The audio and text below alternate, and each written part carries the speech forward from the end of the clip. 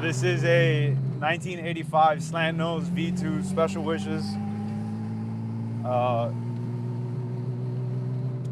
Essentially a stock internals motor, head stud, cams, valve train, all the stuff you need to make 450, K27, twin plug.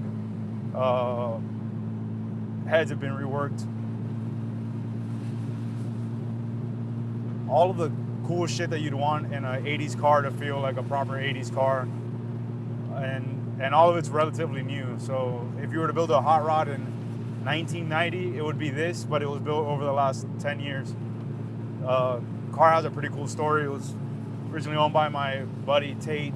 His father owned it, and this car's been kind of a street track car since the day it was born. I mean, it was at Road Atlanta in 1987. We have pictures of it with a Zork tube, you know, already having fun and doing exactly what it was intended to. And surprisingly enough, the car's made it this far and really is still in good condition. You know, obviously the car's it's had, you know, some restoration work. It's been repainted and engine's been rebuilt, but you know, the bones of the car underneath, the chassis, everything for the most part is in amazing shape. You know, it's kind of just a gentleman-driven, you know, 935 style street car. This is a very 935 style driving experience. Keeping the torsion bar, 935 lightweight flywheel, humongous Web T3 cams, you know, proper laggy, but not too laggy. It's got a K27 high flow. All these D-Zug, extremely, you know, hard to get parts. This was all very limited and was really cool at the, you know, 5-10 years ago. And you can't get it anymore. You know, people trying to make shit that looks like this, but it's just, it doesn't exist anymore. So this is a properly, like, you know, we get cars tuned from all over the world, and I say that this is ideally how you'd want your American tuned 930 turbo, you know? It's like, it's not OEM plus, but like there's nothing that's been completely reworked. It's kind of just perfecting what's already there. It's not coilover converted, which is always kind of hit or miss, you know, and hard to refresh suspension. It's kind of just like a reliable setup, you know, highway bruiser, a street track car. I think in 2012 to 2015, the engine was built. The car has a good amount of notes and history. Seems like the owner actually did a lot of the work. He was very, very diligent and had very nicely written notebook and a lot of different notes. It's pretty cool, you know. You don't see stuff like this anymore. Obviously, the car started out as a Euro, so it's actually a 930 turbo, not a 911 turbo. And I mean, it's a fucking widowmaker, you know, and sounds insane. It's got a early SSI header setup, so it's like very raspy, like a 3-liter Carrera would be raspy than with a turbo spool.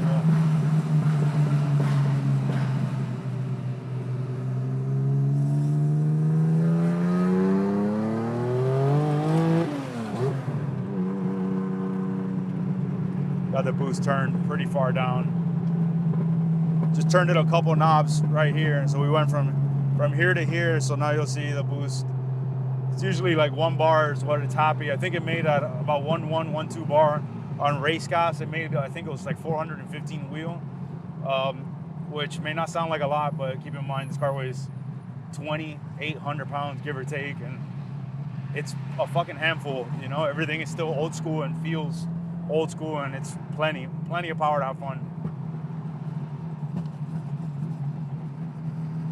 Considering it's still CIS also, that's another big thing that's hard to tune. So it's a Euro car, so it has bigger CIS. It's got bigger fuel lines.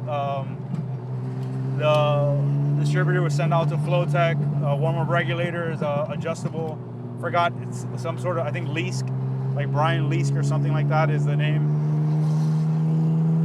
So it's got just like all of the stuff that it came with, but just a little bit better. Transmission's been redone. See.